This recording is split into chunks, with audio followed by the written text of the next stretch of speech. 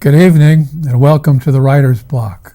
I'm your host, John Ronan, and as you know now, because we're in our 25th season, I interview writers about their craft, what they're working on today, what they've accomplished in the past, what they might be planning for the future. It's a pretty wide net. We do have other sorts of artists on. We have had on poets and novelists and journalists in the writing world, but also artists, sculptors, musicians, and other brands of artists. It's a pretty wide net, as I said. So if you have an idea for someone who might be right for the Writer's Block, watch for our address at the end of the program. We'd be very happy to get your suggestions. I also want to mention that the Writer's Block and all the other original programming that comes from Cape Ann TV is a product of cable access television. You don't get that with Dish, so don't be tempted to switch over from cable. Tonight, I'm happy to say we have a multiple artist by the name of George Ulrich, who is an artist and illustrator. He's also a writer. He's also a musician. And as you know from watching, I am very, very interested in people with their hand in multiple art forms. George Ulrich was born in Morristown, New Jersey. He went upstate New York for his education and got a bachelor's degree in fine arts from Syracuse University. I think he's still a fan because before the show he said, "Go Orange." After Syracuse, he served in the United States Army and then worked as a designer for a couple of years, I think he said, but has been freelancing as an illustrator ever since. You may think that his name is familiar because we have had on Daisy Nell before, and he is an illustrator, done wonderful work for her books. Welcome to the Writer's Block, George Ulrich. Thank you, John. Thanks for driving up. Happy to be here. You mentioned that you went to Syracuse University. Mm-hmm. I'm always interested in how people are interested or how they became intrigued by their art form. When did that start? When you were 2 or as 3? Being an illustrator? Yes. Well, I've always liked to draw, and one of the biggest influences on me was the illustrator N.C. Wyeth, who illustrated Treasure Island, a bunch of books, including Treasure Island. And for me, Treasure Island will always be N.C. Wyeth's illustrations, and it was just incredible to me that you could start with really nothing and then create characters that people will remember for the rest of their lives. And so I think that kind of sent me in that direction. And did you read Treasure Island when you were? Oh yeah, I read it to my grandkids, I read it myself, I read it to my kids, and I still love it. And it's always got to be N.C. Wyeth's illustrated version, though. I know some people feel that way about the original editions or the early editions of Huckleberry Finn. But who did it? If you don't have those etchings, it's not Huckleberry Finn. Absolutely, because it's visual as well as, you read the book, but illustration is so supportive of the text. I think without, it adds to the flavor of the story of the book, I think. Before you went to Syracuse, were you drawing in grade school and high school? Oh yeah, I drew all. My father used to bring scrap paper home from the office so I could draw on it. I just drew all the time. I just loved to draw. Did your parents draw? No, my father was an accountant. Where did it come from? Do you know? I really don't know. I don't think there's anybody in my family that was too artistic. So I really skipped a generation or something. I don't know. That always it intrigues me. Many of our writers say, and of course you're a writer as well, that their parents read to them when they were very, very young. And the words went right to the center of their brain. Yeah, well, so did my parents. I read a lot, but I think the art captured me as much as the text did when a story was read to me. I love the pictures. So I'm a visual person. Jumped out. Yeah. You brought some material with you today. I wonder if you could tell us about some of the materials you brought. Well, I brought 3 books that I've written and illustrated, and that was the first one I did, and that was published by Delacorte quite a while ago. This. Yeah. I'm going to hold this up so that our distinguished camerawoman, Liz Owens, can get it. Does that look good there? Now, this is written and illustrated by George Ulrich, so he is both the creator of both sides of this book. I mentioned that you have illustrated some of Daisy Nell's books, and I did not know until we met a little earlier that you were a writer as well. Well, Where did the ideas come from for the Spook Matinee? Spook Matinee is they're scary poems, Halloween kind of things, and they're fairly short. And I think I illustrated so many books for other people. I said, "Wow, why don't I just try to do it?" And so I came up with the idea for some poems. And then I used to go to bed with a pad and a pencil next to the bed. So I'd wake up in the middle of the night and have an idea, and I'd write it down. And the next morning I'd wake up and I'd look at it and it made absolutely no sense at all. But that was it was just spur of the moment. A lot of it was spur of the moment. I get the germ of the idea and then it would just kind of grow. I'm going to hold one page up. This is In the Cellar, and the poem is on the left side of the screen, and the illustration with the eyes coming out of the darkened stairway behind, the scary illustration accompanying it. Would you do us the favor of reading that poem, In the Cellar? This particular one? In the cellar. It's with some anguish I have found a scary place where bears abound. Nasty bears of green and yeller prowl the darkness of my cellar. These bears will lurk and sneak and hide from those poor souls who come inside their bone-strewn cavern, hidden lair, the darkest place beneath the stair. So when Mom says, "Be a good feller and get something from the cellar," I close my eyes, descend the stairs, tiptoeing past those awful bears. I see dark shadows on the wall. I hear shuffling feet and growly calls. I grab the thing Mom sent me for and race up the stairs and slam the door. Very good.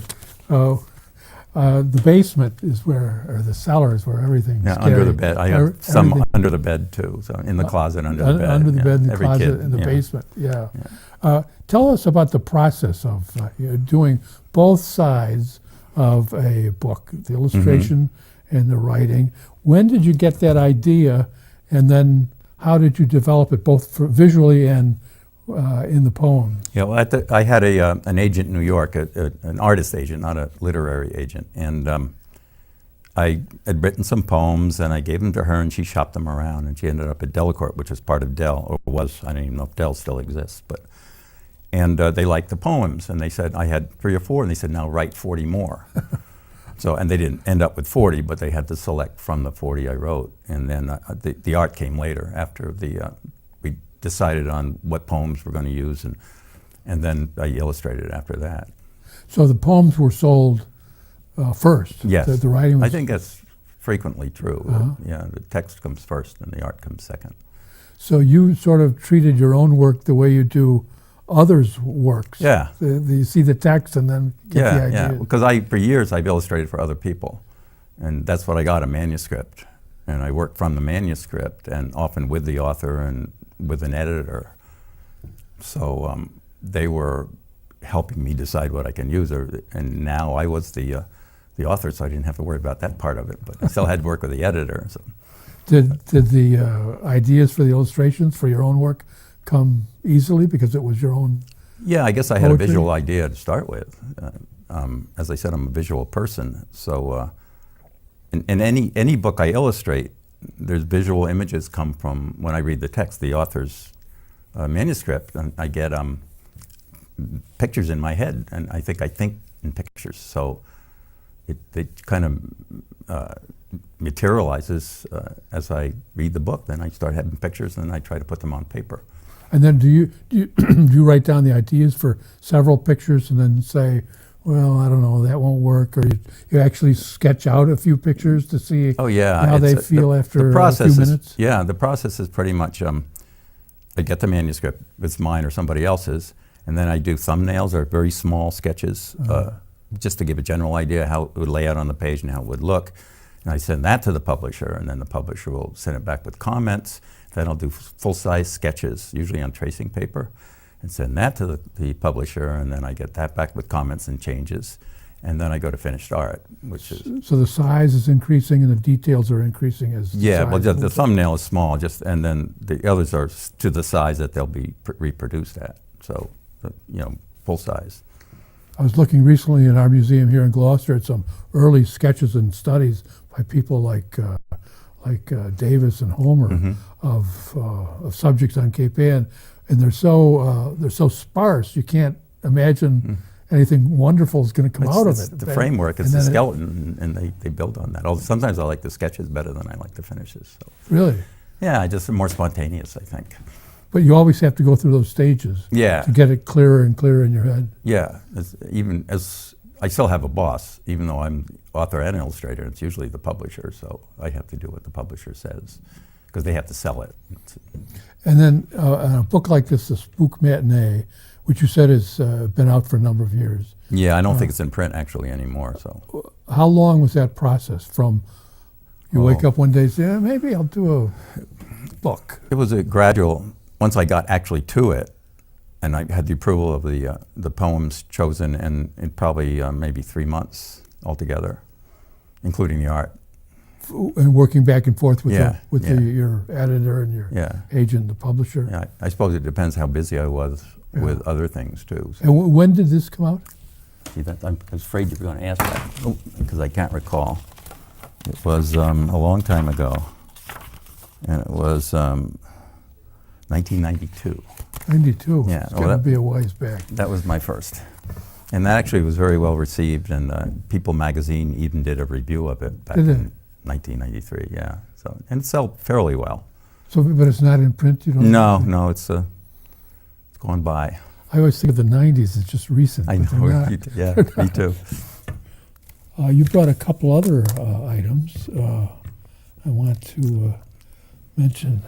That's a little tiny one, but it was fun, and that sold well too, but it was cheap too. So.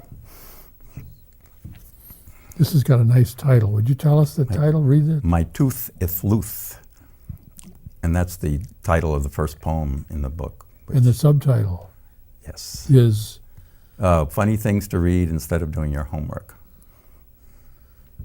So if you're not doing your homework, by George Ulrich's book, My Tooth Ith Luth, or you can watch the writer's block. When did this come out? And tell us about its inception. I'd have to look at the copyright page to tell you that, because I can't remember. That's probably a good 15 years. But I believe that's still in print. It is 1995. Yep. So this is Dell, 1995, and it's still in print? I believe it is, yeah. So we're going to urge at Amazon and probably, Barnes & Noble. Yeah. I'm not totally sure, but I think it's still around. So our broadcast date is December, coming up to Christmas. So as a children's gift, this is a great idea. My Tooth Ith Luth. Can you tell us something about the inside of this book? And I want to show another illustration. Here is a mad-looking cook, a chef, on the right side of the screen, accompanied by a poem called Worm Pie. Could you read that poem for us? Do you mind if I read the title one instead? No, sure, please. It's because I have 2 grandchildren who are 6. They're twins, and they're losing their teeth, so I thought this was appropriate for them. Okay, yes, please. It's My Tooth Ith Luth. My tooth ith luth, my tooth ith luth. I can't go to school, that's my excuse. It was fine last night when I went to bed, but today it's hanging by a thread. My tooth is loose, my tooth is loose. I'm telling you the honest truth. It makes me want to jump and shout. My tooth is loose. Oops, now it's out. Excellent. Thank you. Yeah, and the only word you don't have to fake is truth. No, well, you lose a tooth and you live. Yes, it's very good. I want to see if we go back. I love that picture of the mad chef.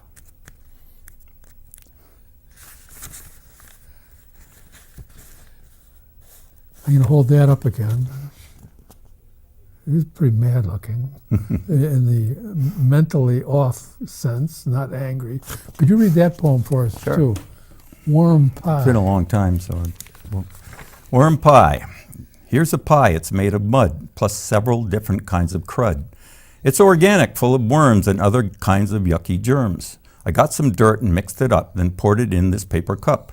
I stirred it up, added water, and now I'll sell it to you for $0.25.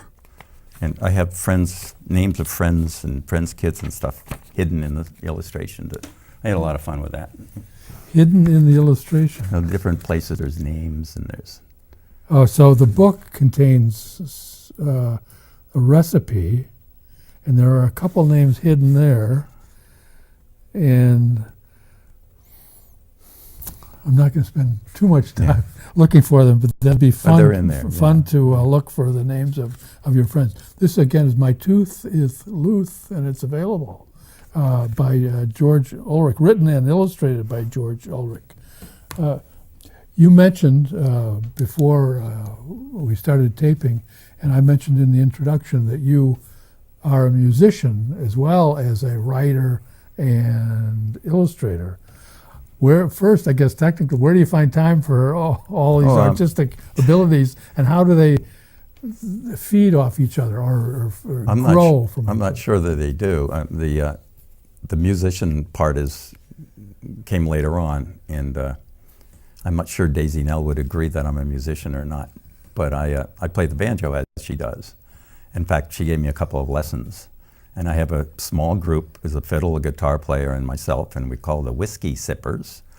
And we're available for bar mitzvahs, birthdays, funerals, whatever you want. Funerals. And we do vocals too. We do a lot of Irish stuff, and we do some seafaring stuff and folk music and even country music. We do a pretty eclectic.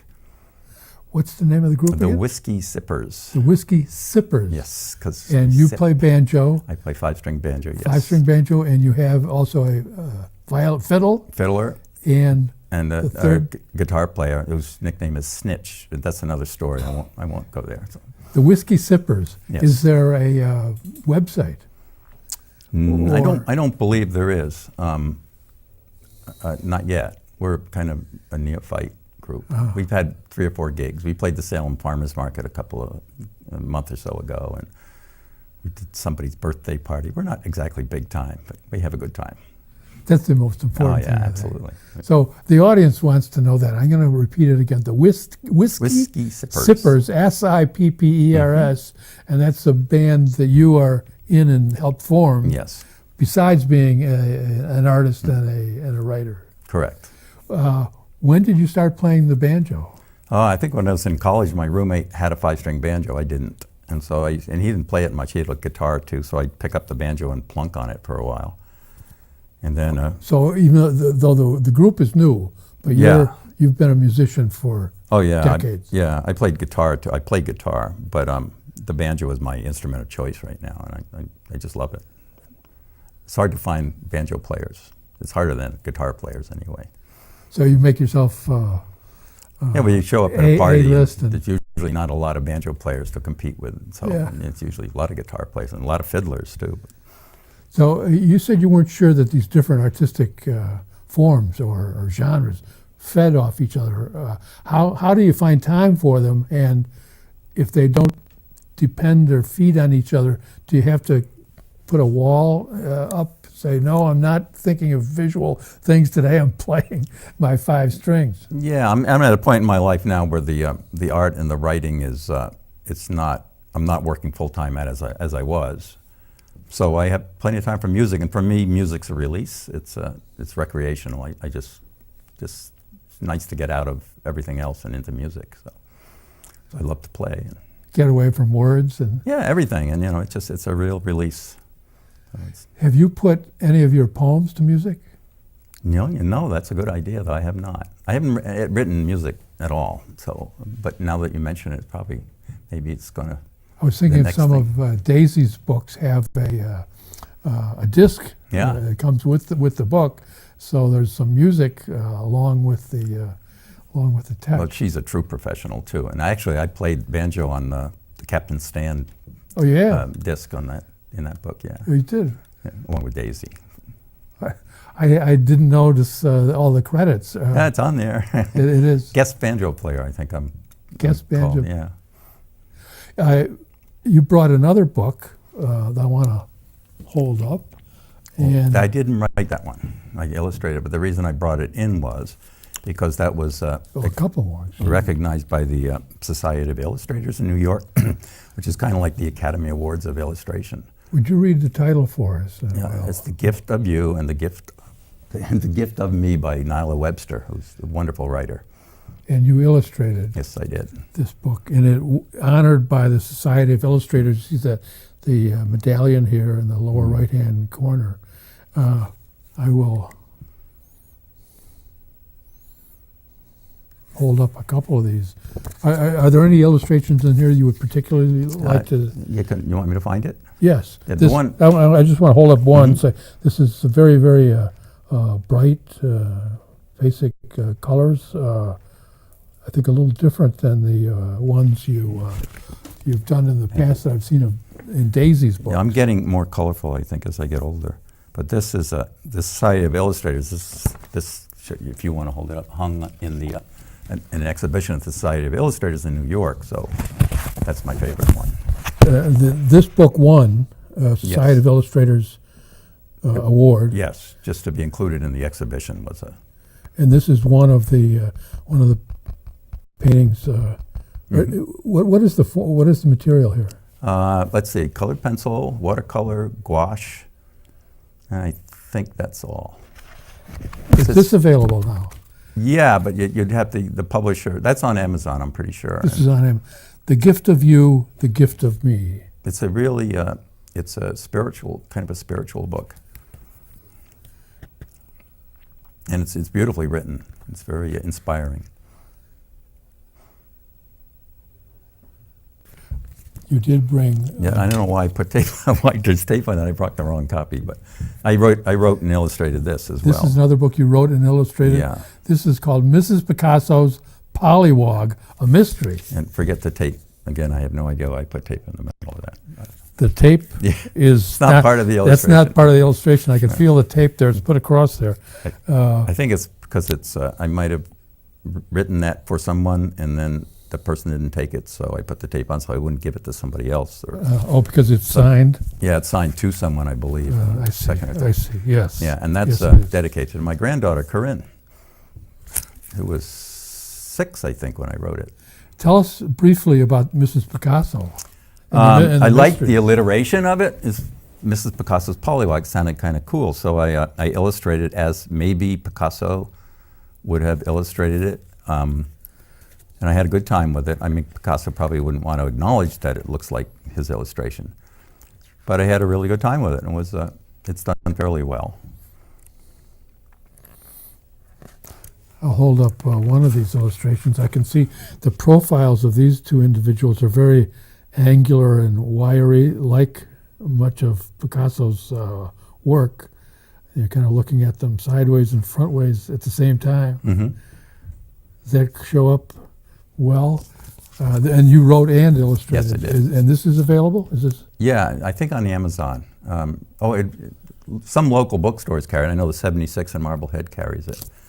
And I think there's a couple other places, but I'm not sure where. Marketing is such a hard thing. Yes. Yeah. Well, tell us what you're planning in the future. No, I'm glad you asked, John. I have a book coming out really soon called Benny the Bat, and it's a story in... Okay, say that again, please. Benny the Bat. Benny in poetry form.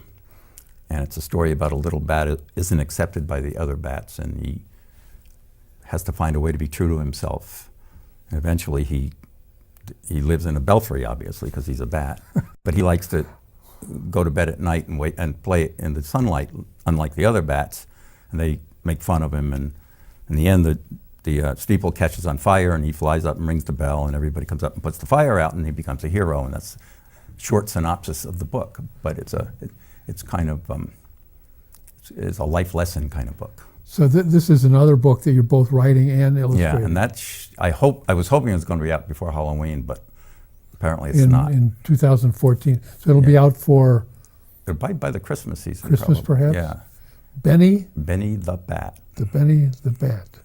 We'll have to look forward to that. And then, can I continue about that? Sure. Then I have another one coming out that's just in the initial stages of production. It's called, you're going to have to forgive me, but it's understandable if you read the book. It's called Farty Marty. It's a chapter book, which is mostly text for 9 to 11-year-old girls, and it's about a girl who's bullied.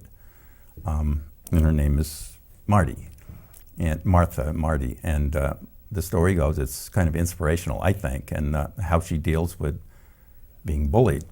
And the title again? Farty Marty. Farty Marty. Marty. Yes. And that will be out in 2000. Probably 2015, yeah. About bullying.